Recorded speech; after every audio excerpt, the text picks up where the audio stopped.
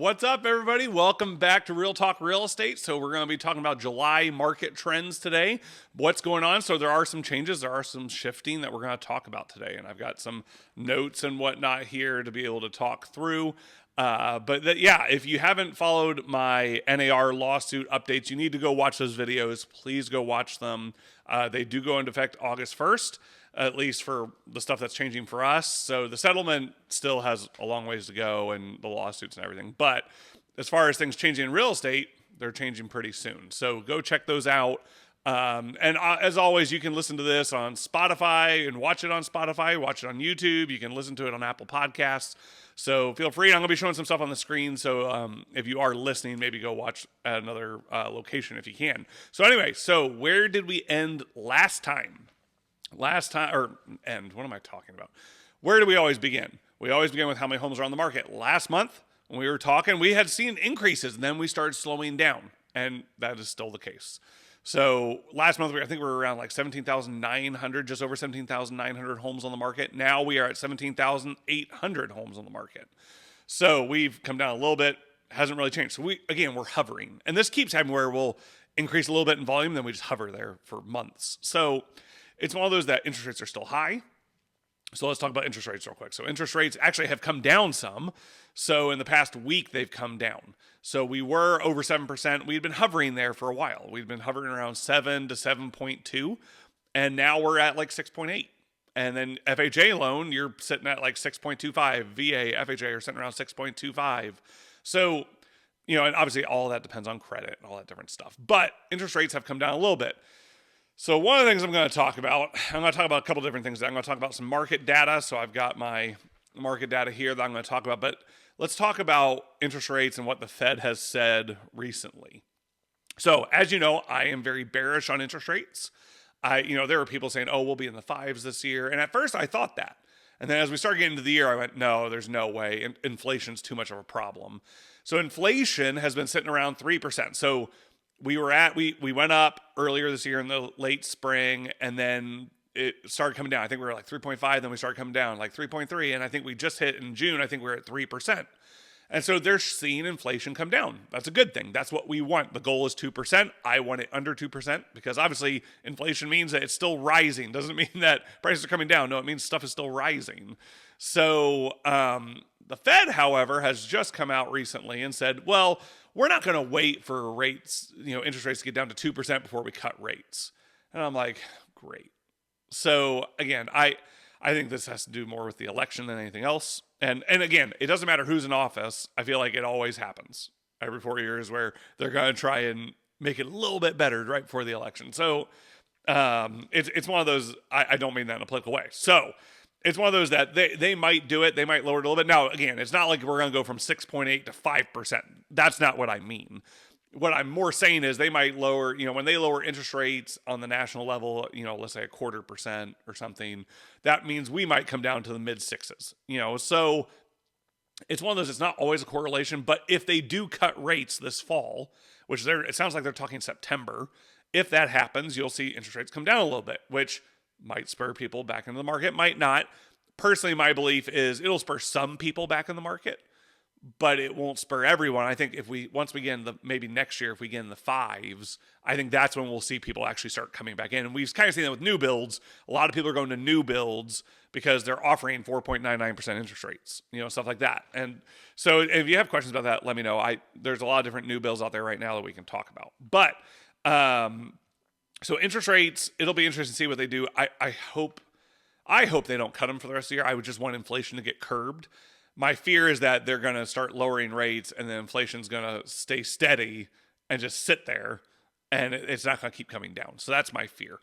But let's talk about what I'm going to show you today. So I'm going to show you the Cromford report. It's something I pay for where they show market data and they submit something every week. So this is from July 11th. So this is several days ago. They're probably going to release one later this week. And they do weekly updates of like what the different cities are doing, whether they're in buyer's markets, seller's markets, or balanced markets. So when I show you the chart, what you're going to see all these different numbers. A balanced market is in between 90 to 110. So that marker there says Cromford Market Index now. That number 90 to 110 is a balanced market. Okay, so where there's no advantage to buyer or seller. If it's above 110, it is a seller's market. If it is below 90, it is a buyer's market. And then the percentage change to the right shows you from last week how has it changed. So they're looking at it weekly. And this is something I look at every week. I'm looking at it probably multiple times a week because I want to know what the data is showing when I'm doing listings or helping buyers, stuff like that. So obviously you can see there's places, especially on the east side, Gilbert, Chandler remains hot. Chandler has been very hot, remains hot. Fountain Hills has been up there. Now, all those are starting to come down. And here's my opinion is there are agents out there that are like, oh, don't tell people that prices are coming down. No, there's multiple offers out there. There might be multiple offer scenarios out there, but it's not on the majority of homes. Just going to be honest. It's not. It's on certain homes that are priced correctly and there's a frenzy for them, but that's not the majority, especially in the buyer's market. So when we look down here, you see Surprise, Goodyear, Cave Creek, Queen Creek, Maricopa, Buckeye. What do we know about all those? They're all more on the outskirts. Okay. So more on the outskirts. So, and as I've always said, those are the homes that are affected first. So those are now in buyer's market. So what does that mean? That means you're starting to see more price reductions. That means you're starting to see people negotiate more. And now, does that mean you're going to go in somewhere and you're going to offer 100K under and they're going to accept it? No, that's not what that means. Okay. That doesn't mean that the sky is falling through the roof. It doesn't mean that. What it means is they're just more willing to negotiate. So more willing to negotiate, good time to buy. I always tell people this is the markets you want to buy in if you can. I'm not saying just you got to force yourself to go buy. If you're able to buy right now and afford a house and you'll go, I'll refinance later, it's fine.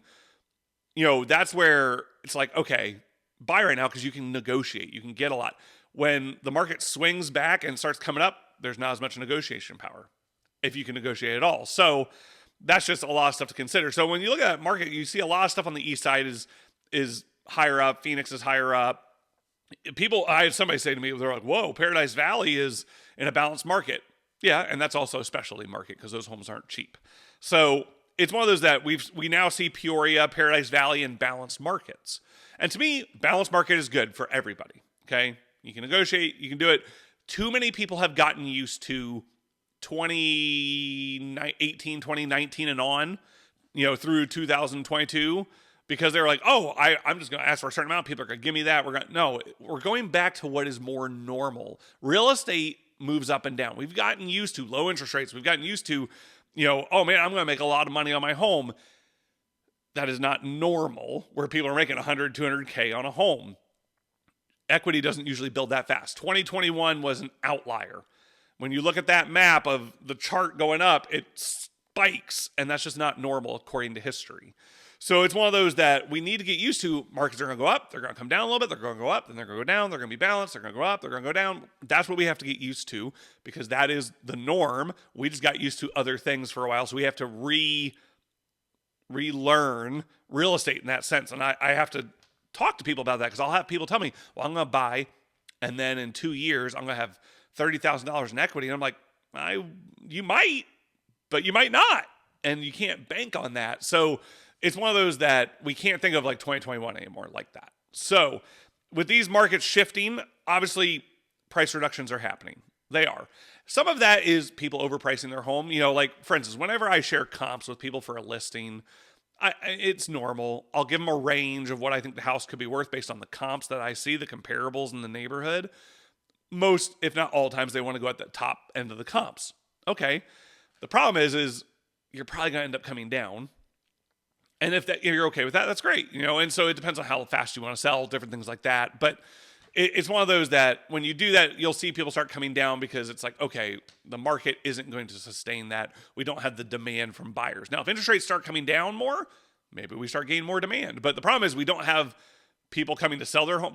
We're still low on transactions. Last year was the lowest year we've had in, I think it was like 30, 40 years in transactions. Like the number of transactions. And so we're still low on transactions.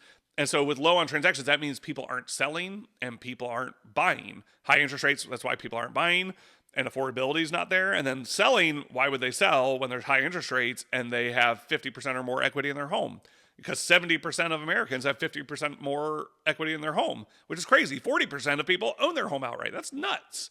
So just things to consider. So these trends show you that, the market's changing a little bit. It's coming down some. So for me, it's one of those, I've seen it, and I tell my listings, expect to negotiate. If we get lucky where, like I had one in Fountain Hills that we got, purchase price. And I was surprised by that, but that market at the time was going up. And this is like a month or two ago. And so it was one of those that Fountain Hills was accelerating. And so we took advantage of that, and that played to our advantage. But I always go over this data with people because I want them to know what the market's doing. The other thing to talk about is contract ratios. Now, I'm not going to delve too deep into this, but I'm going to show it on the screen. So the contract ratios, it's showing, how many contracts you're having in the different price points. And what we see is the lower price points, that's where the most activity is. If you're if you're in between 300-400, under 500, that's where most of the activity is. Once you start getting over 500, the activity just starts going down. And that's normal because you have less amount of people that can actually qualify for those type of homes, right? So it's one of those that once you get up over 500 and you keep going up, there's less people who can qualify for those homes. So you might sit a little bit longer. Your days on market might be a little bit longer because you don't have as many people that you're really being able to attract to. If you're out in Surprise, up where all the new builds are, up near the 60, north of or west of the 303, you're competing against new builds who are offering lower interest rates. That can be tough. So there's different scenarios there. So that's where it's just interesting to see, hey, it's true, lower price points, that's where most of the activity is.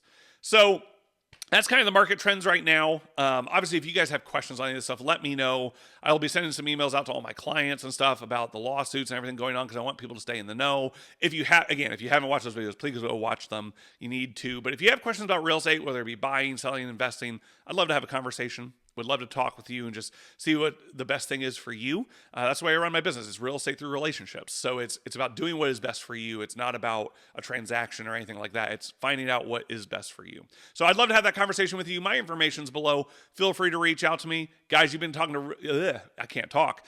Guys, you've been listening to Real Talk Real Estate. I'll catch you next time.